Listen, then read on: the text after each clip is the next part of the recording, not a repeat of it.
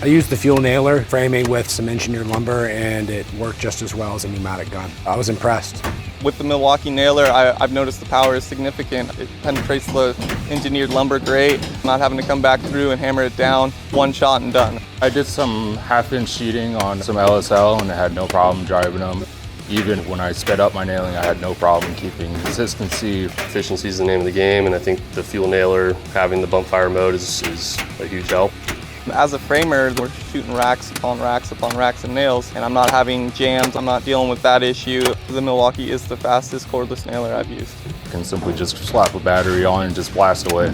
With other cordless framing nailers, sometimes you can't tell if the gas is empty or not. Then you gotta drop the tool and go find another cartridge wherever it may be. Gas cartridges are a lot slower. They have to kind of wind up. I don't need to change the gas cartridge. All I have to do is change the battery. It's nice that with the Milwaukee nailer, you can get the extended magazine. I can load 2 racks of nails in there. It's saving seconds on the day, which saves hours on the week.